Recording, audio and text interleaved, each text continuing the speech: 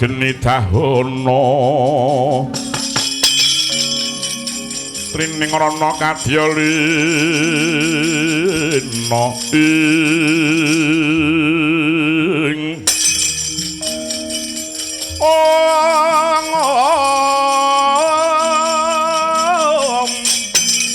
Agni Nala Budawa Puyika beka wuninga Kukila mulat saladaka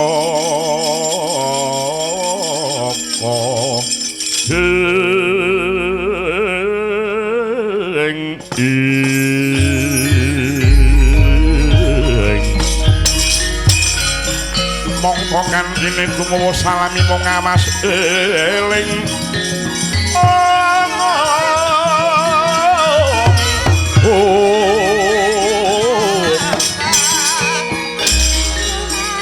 eling lukitane alam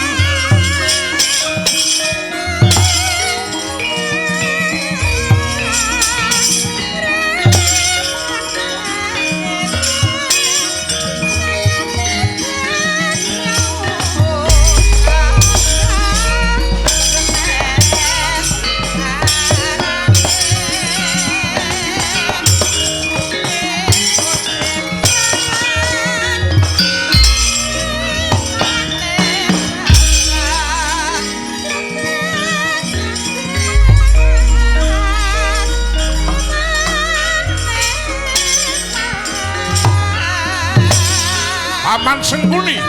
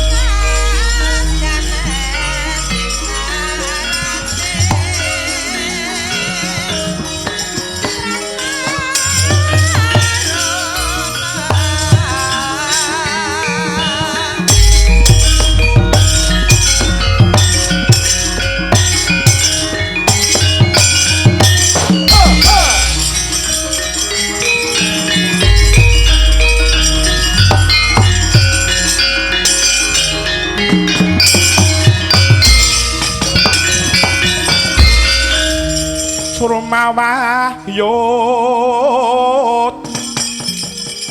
Sang Yaksendra Krura rupa mangasas kadi angin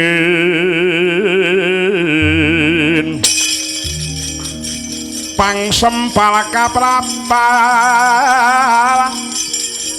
sila kapelasa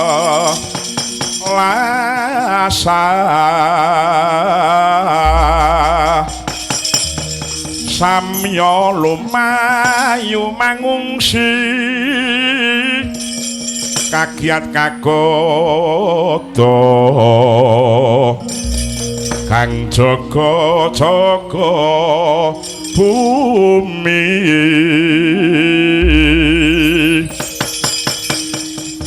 Nuwun Granak Prabu Baladewa Paduka miyos Stinggil Praja Ndramati keparengipun paman nungsung pawarta kados pundi menggah keparengipun sinuwun Prabu Kresna Dewi para Sembadra kaboyong wonten nagari Ngastina lah dalah Prabu ing rayipun Drusasana nyadeng dawuh Nadyan mirip paduking Banjar Junut kula pun Drusasana ugi nungsung kabar.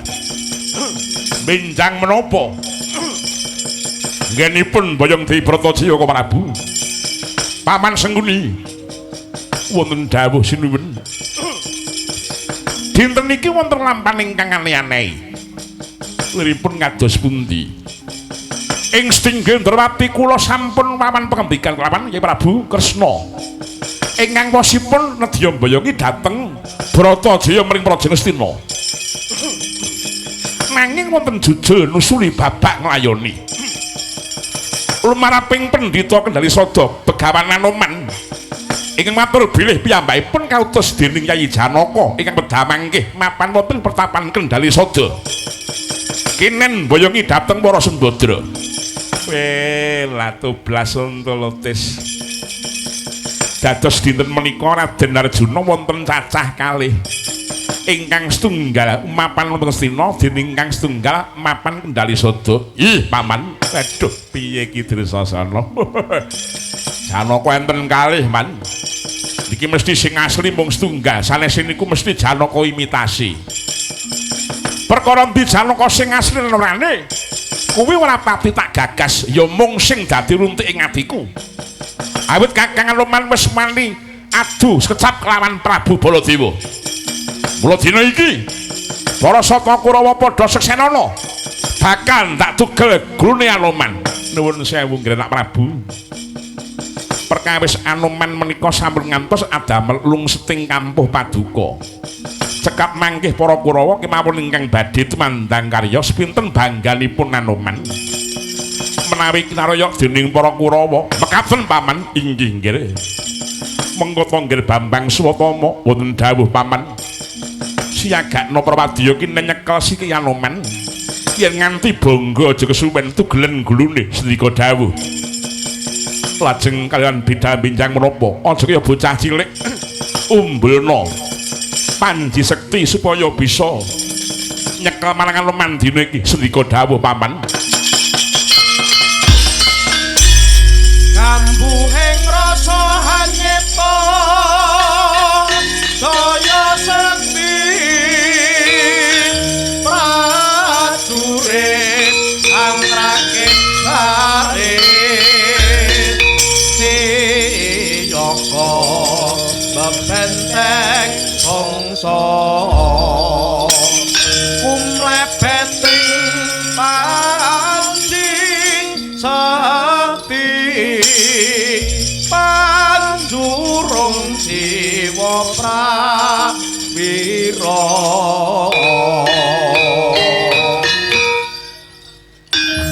nunggal manunggal ajegja alapu dharma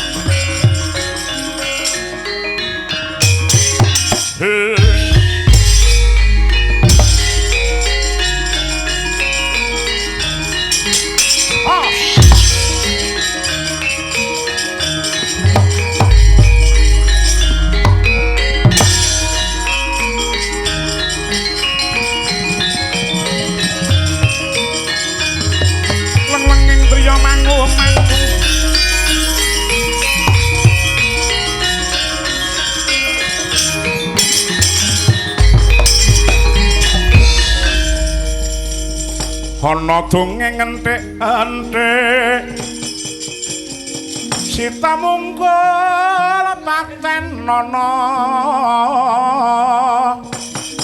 tamunggul apa dosane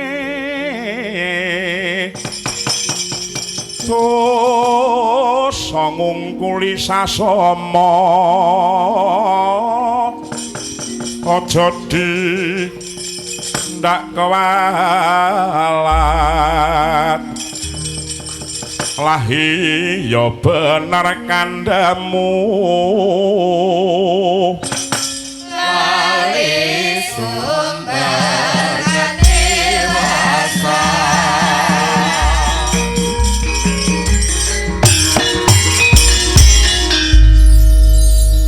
ora panglingan oman Kartomarma iya kowe wani nantang perkara kelawan Sinuwun Prabu Baladewa bosen urip jeleh nyidam terbelo kowe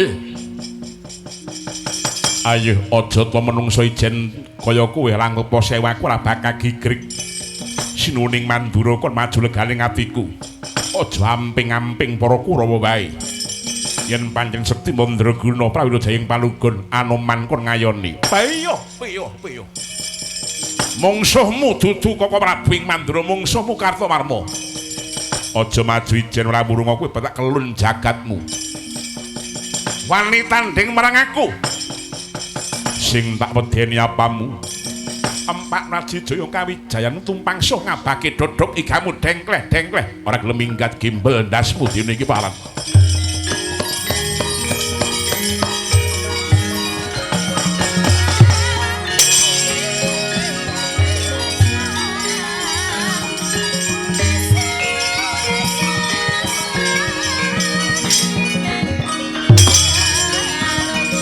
tulis Hyang Midian wong sabaran narima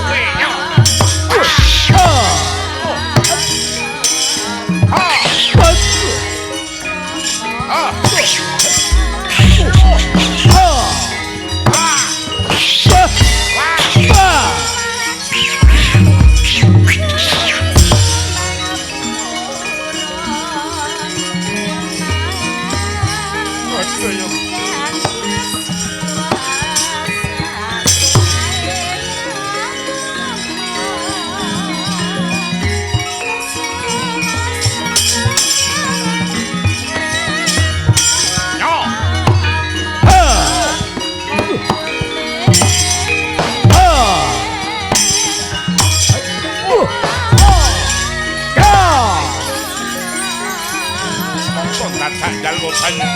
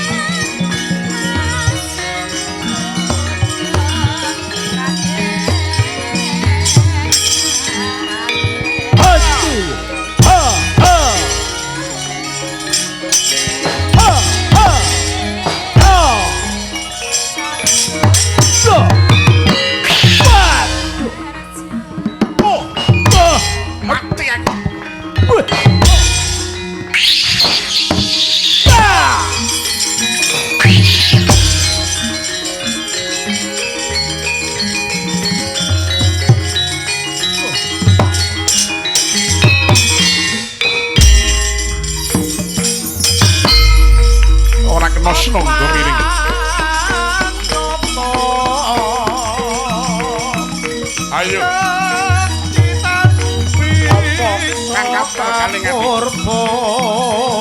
Ketiban gadaku nglakon kene. Pecah segala merapat sirahmu padu anuman. Ayo paman ora bakal tinggal gelanggang selo pelayu. Sumbar macio-cio. Nanti koyo bisa bilang menawa siap kang rembuk menawa sing digen nggih. Kalawan bejo wow kang sarta tekaning pasti munggo mita boyong aung hamung termong lakoni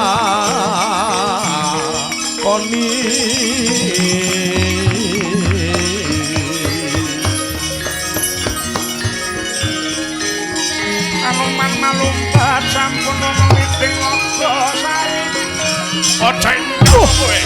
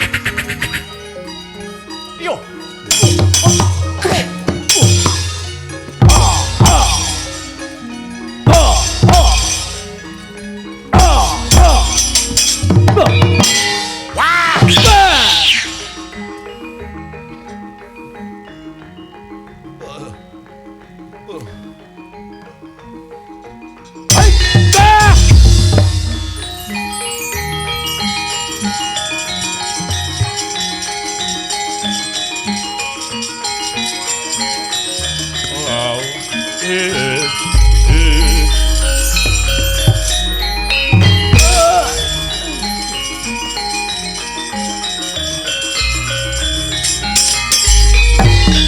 Kurawaja tingkah glangkang calon bayi. Kisah apa lagi? Kalau tamak walah le. Aduh paman sakit lara lae le. Nek pengen penak turu.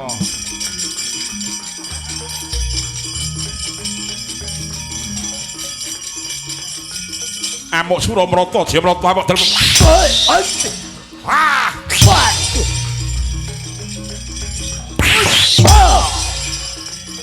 Oh! Oh! Yo! Yo! Lo!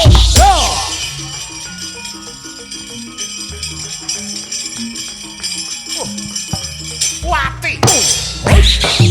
Lo! Oh! Ati aku wah! Aduh!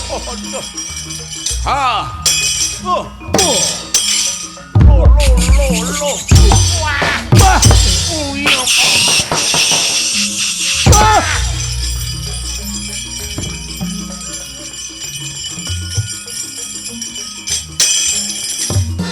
Alah Surtayu pamit karo bojomu kok ngomah nyembut gawe jebul tibaning padha ning kene malah pamer kipa ning kene ya mulih nih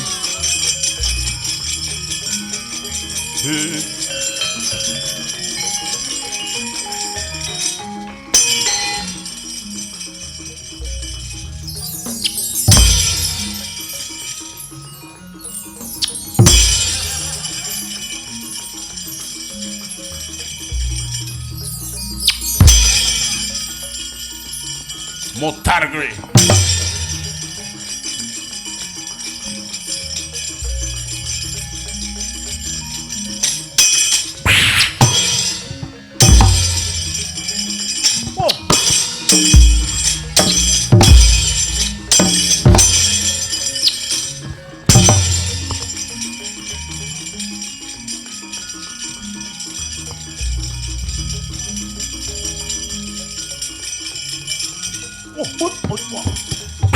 Lo, ketian, lo. Wah. Waduh yang. Lo.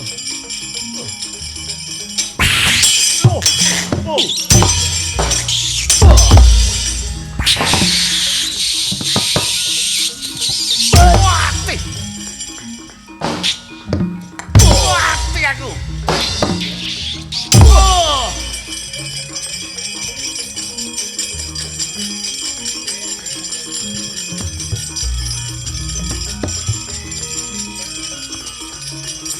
Mbok Sulabrata, Mbok Jayamrata.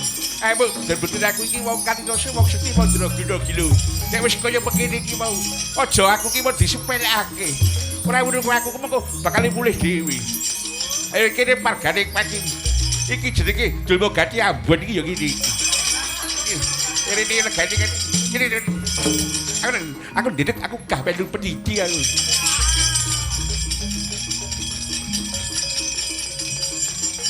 Aja cepet kalau aku legane kaki kuwi.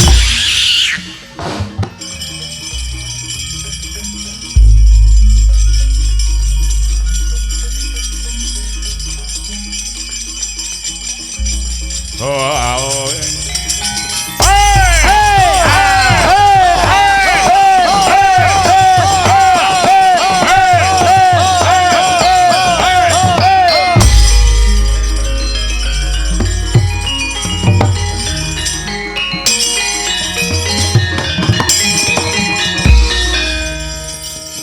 Ana kidung rumeksa wing wengi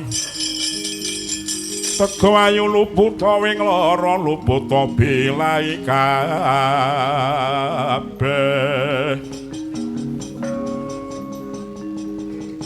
sim setan datan purun paneluwan tanana wani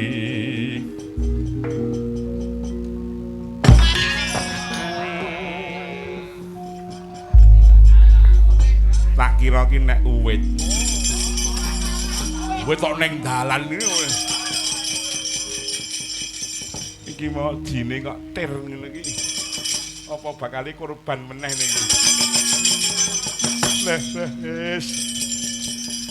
Dumpung sing papat mati. Musuh saron bonang wis kene klumpukke tenan klumpukke. Cucuke le benake. Pripun kabari pabaratan man? Kowe wis tau krungu Kurawa menang ki mau krungu kapan kowe? Urung tau krungu. Kurawa jata karo Anoman karo bojone do nyembah kok piye iki. Saya angger bojone iki angger dasteran tok ngono lah. Durung mau gati gage-gage le arep mulih wae. Kon mbacut kon bablas ora gelem. Alasane kon ngumbah-umbah lah yen ngene iki. Swatama mundur Kartomarma mundur Surtayu mundur sing tak jagake mung kuwi Dursasana. Merga tumraping para Kurawa, werkudarane Kurawa ki mung kuwi. Lho nek nganti Dursasana tumandang gawe ora wurunga ki mengko rembug kabeh para sata Kurawa. Mungsuhe kula sinten? Mung Anoman tok. Ijen tanpa kanthi. Ijen tanpa kanthi iso ora arik barisaning para sata Kurawa. Iso ora arik barisaning Kurawa. Ora becaji Kurawa niku wis suwe. Anoman konril legale ngatiku. Hei man, aja nganti kirang-kirang gumuyu mungsuhmu dudu sapa-sapa. Mungsuhmu Dursasana. Kuwi tenan lho, Le. Nggih. Tenanan lho iki. Nggih. Dengaren kok metu gayamu tenan iki. Aku lho kok. Iya. Bar king mriki menjenjing sing mapak sinden kok kula niku. Mula tekan sesuk sore iki mau mudune ta ngendi. Coba arep mapakmu pidha ta. Oh, wonten niku. Lah sing ngendine. Ayo Anoman aja nganti kowe girang-girang gumuyu mungsuhmu dudu sapa-sapa. Mungsuhmu Dursasana kaling atiku. Ora-orane nek aku ki mau ninggih niku Liman. Piye? Anoman niku ambak kethek ning kalih kula niku apikan kok, Man. Apikan piye? Aku lho teko dok jajake kowe pilih lontong opor apa pilih kopi. Ngoten niku. Nah terus wong kula pilih kopi, wong kula niku ngopi kula niku kantel banget kok kula niku. Kok mencra-mencre cangkemmu kowe. Oh tenan Anoman niku apikan kok. Ampun nate sepoto kalih kula kok. Duitmu ya duitku. Wis rezekimu rezekiku. Mobilmu ya mobilku. Bojomu ya bojoku ngono. Wong edan malih tingali kalep mungkin piye. Ngono wonten niku kok, Mas. Aku lho niku pekewu ale Anoman niku kok kulo jajake kula kok. Lan niku jare ra akur. Nek perkara jajan kudu akur. Ora akur ning lahir batine niku kok kudu akur. Jajan bocah-bocah punakan-punakan kudu lojak kabeh. Ora ketang bendina punak-punak kula niku mung nggege ati kula ning mboten napa-napa. Dus iki tak kira iki nek wali tenan jebul tibaning padha. Oh alah le kowe nyepelekke karo pamanmu. Ora-orane aku mundur saka saka pengarepanmu. Dapure Anoman aja girang-girang kowe. Maaf. Sengguni dalam. Sengguni lulus isi apa ora? Dereng lulus Pak Guru.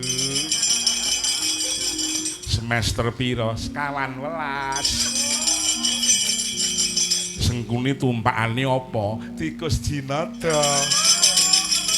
Rupane abrit. Sengguni apa seneng karo Ucak? Nggih mboten nggih. Apa wis tetak gedhi? Aku tekonku wis tetak dereng. Silakan. Wong titong tetak gedhi. Ayo liyane iku ya ngopo?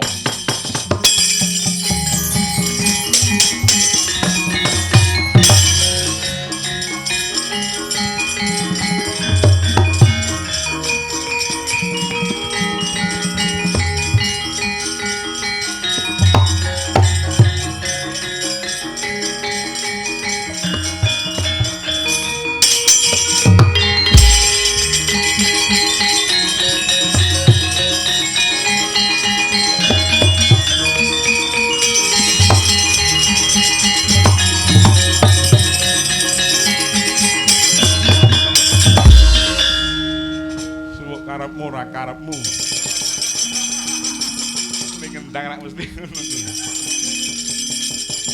Anoman. Apa wis tok andemi? Tok niatmu. Kamu bakawan kelawan Prabu Baladewa. Sinuwun Mandura. Kula muhung ngandemi dhateng Darmaning Duta. Ngas pantes tak timbang kaya ngapa? Sepira bobote tilas Senopati Pancawati Dendra. Yen pancen mengkono sing ati-ati. Kurang-kurang bejane kelakon dadi rayatan. Sumangga kula adosi sinuwun.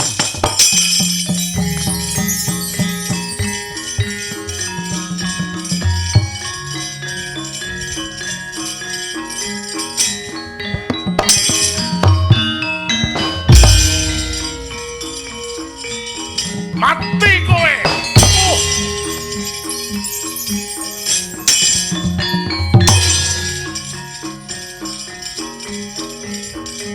Dia.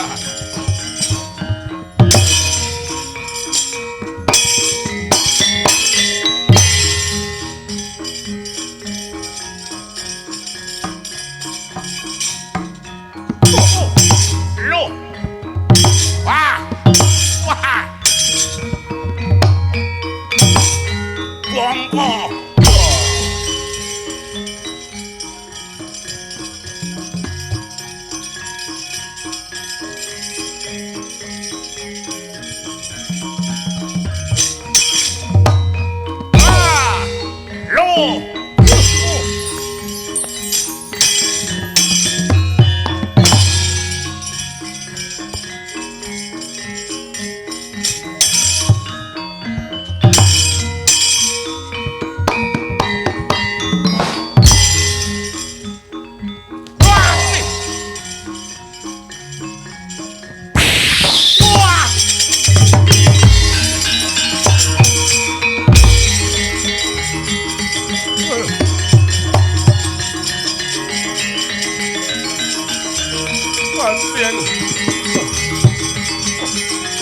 Ayo, amo sura marata dia marata ora ana ketinggal glangkang itu lho mati kowe.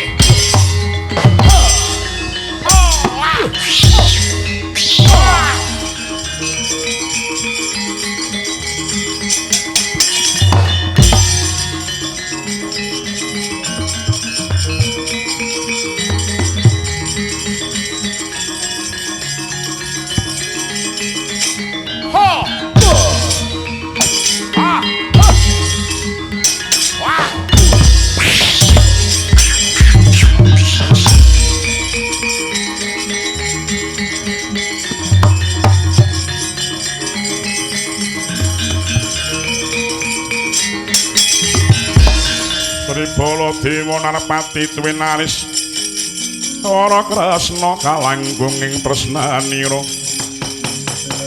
mring diabanon jinawi mongko pisah hong yuwanipun ing keparat kethek tuwek elek kasektene ngedapi-dapi Anoman sawang lompo kang katon wali nade Kyai Nenggala sembah itu diterakan ngatur kepala ke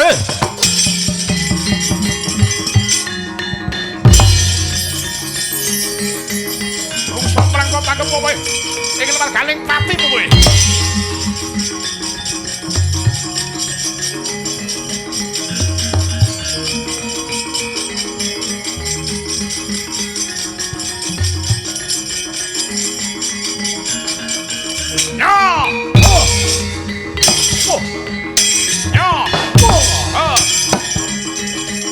bobol berpadu menyo ing kene margaling pati kowe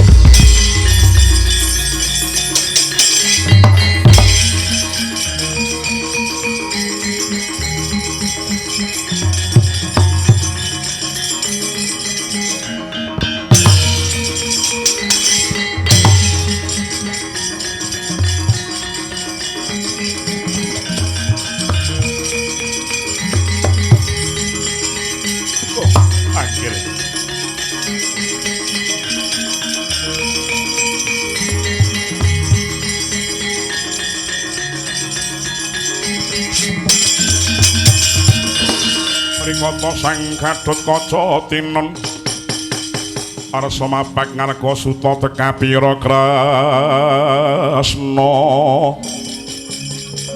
parta manahir muji saktinira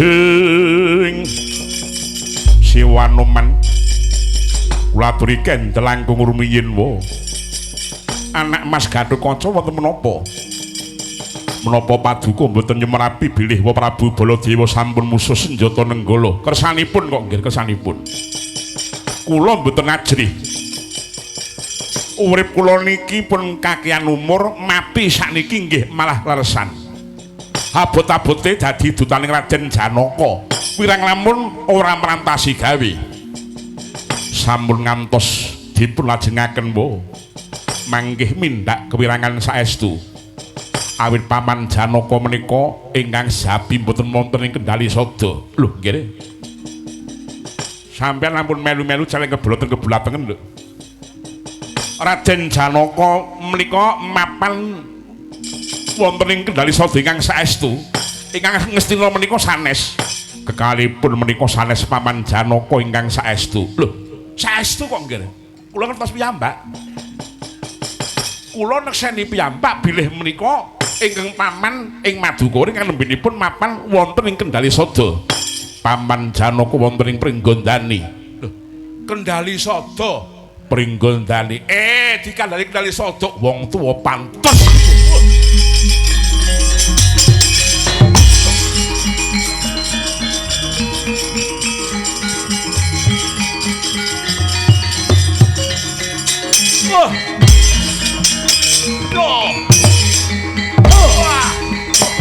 karo wong tuwa masam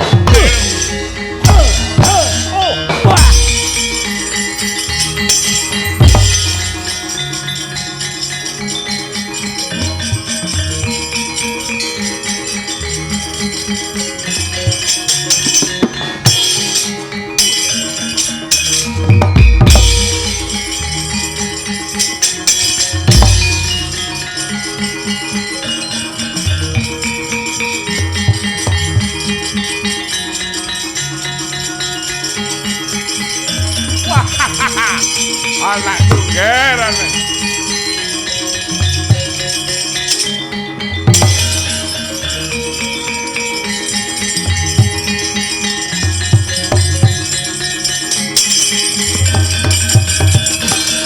ana kidung rumaksa wing wengi teguh ayu luputa wing lara luputa bilai kabeh sim setan datan purun ing ponakanku lanang Gatotkaca bangeting panrimaku kowe weruh wakmu perang mungsuh Anoman ketang bektimu marang wong tuwa nganti Anoman mbok ajar bangeting panuwunku ya nggih bocah bagus wa Prabu Mandura kajupeta semanten ki wala nggenipun Bandayuda lho sebab apa lho kok rasane ngatiku nek durung mboyong marang Bratajaya marang Astina sumusul marang Yayi Janaka wa Prabu Paman Janaka ingkang saestu menika mboten mapan teng Astina nglindur kowe kuwi nglindur krekat-krekut untumu kowe Paman Harjuna sakmenika mapan wonten ing Pringgondani. Kula dipun utus mboyongi Bibi Wara Sembadra. Yen ngono nggo perang kelawan Anoman ki mau ora mergo kowe iki mbelani marang aku ngono. Mboten. Duh, tiwas tak keploki kowe iki. Ora nggih. Janaka sing asli iki mau mapan ning Astina, wonten Pringgondani. Ning Astina wonten Pringgondani kowe iki dikandhani karo wong tuwa rumah sapu ya bagus-bagus kok. Ning Astina ning Pringgondani. Wah, larung marang menungso kowe iki jenenge iki.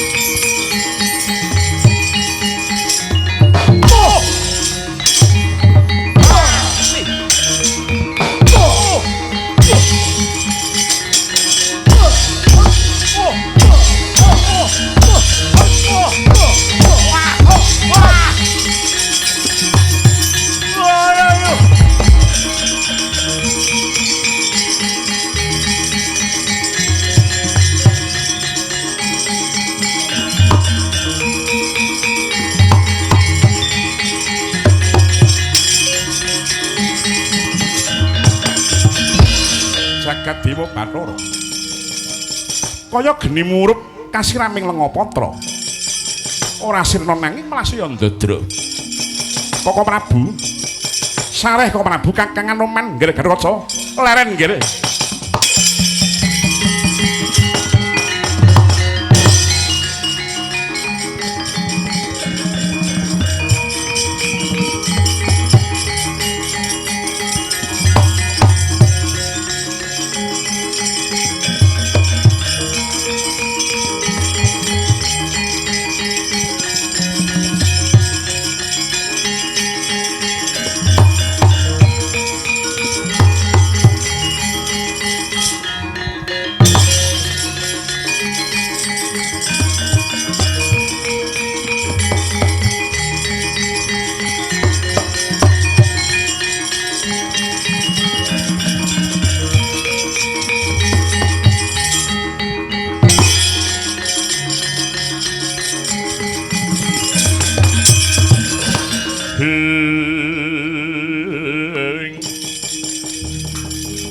Para dewa Narpati tuwin Aliswara Kresna kalangkung ing tresnanira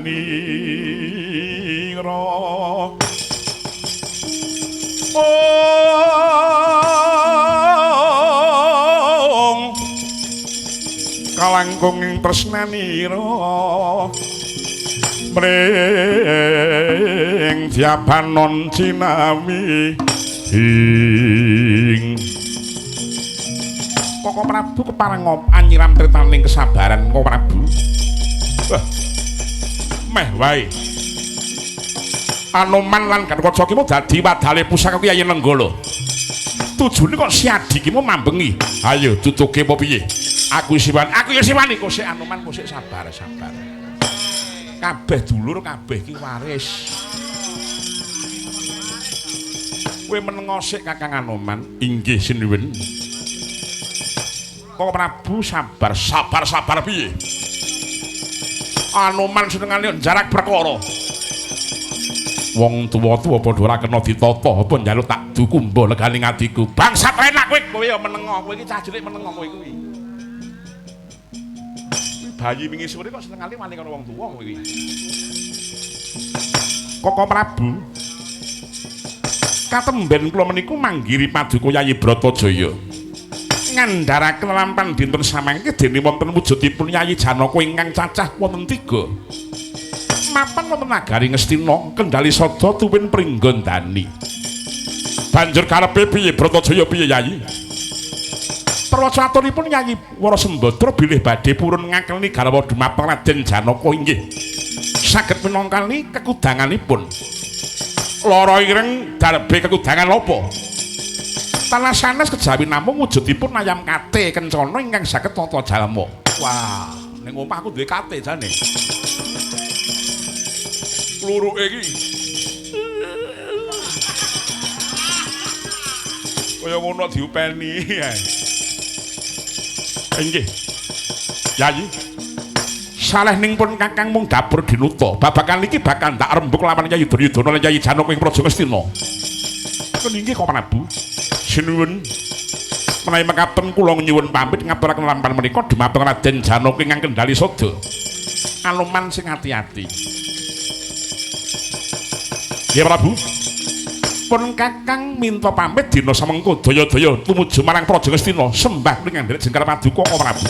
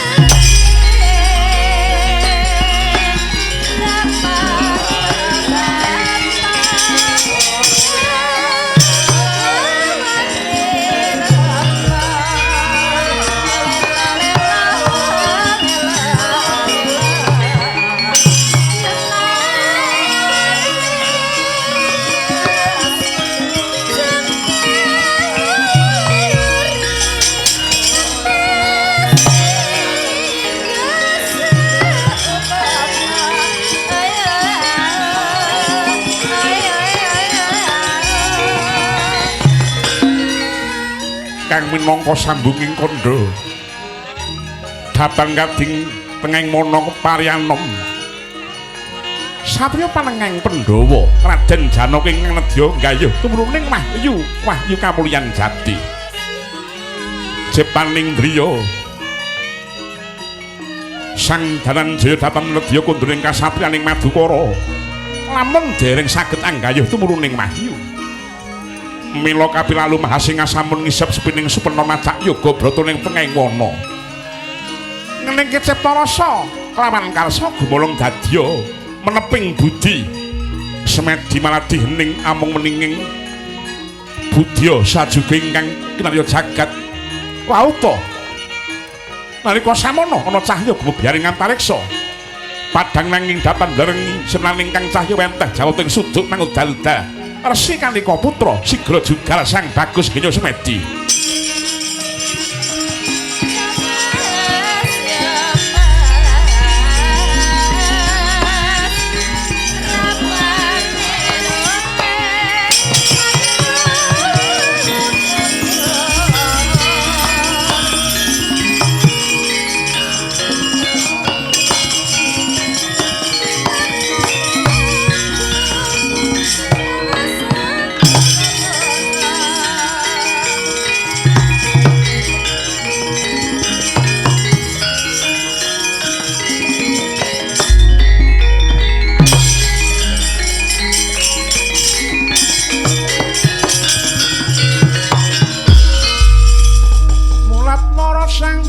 Arjuna kasmunira kamanungsan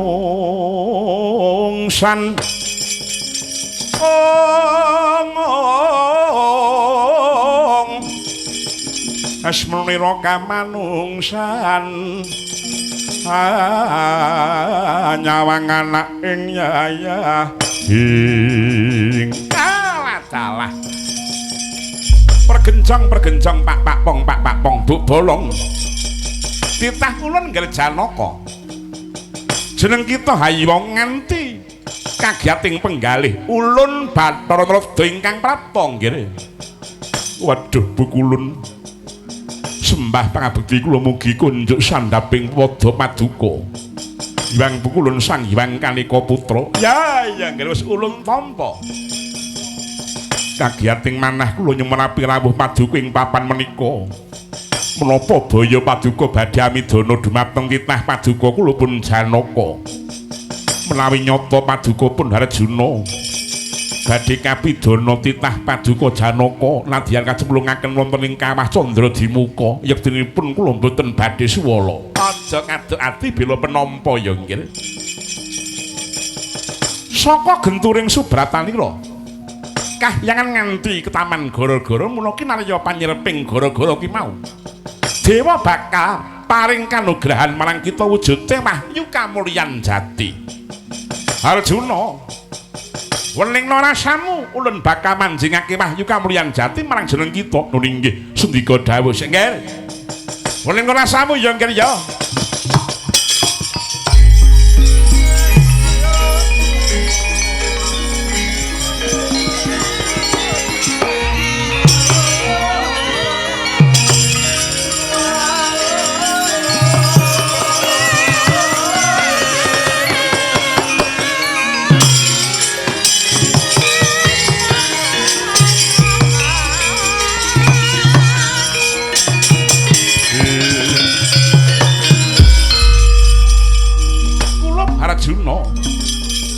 jeneng kita wis kasembadan gaduh kanugrahan jagat kang werane wahyu kamulyan jati nuning nggih bukulun sanget agenging pinuningang tanpa pami nanging dina samengko ana lakon ingkang mbutuhake pambiyantu kita mula kita aja kesusu bali dhisik ning Madukara sawetara derekna panjenengan ulun inggih bukulun kula namung ndederek kersa Paduka tutna laku ulun dene iki nggih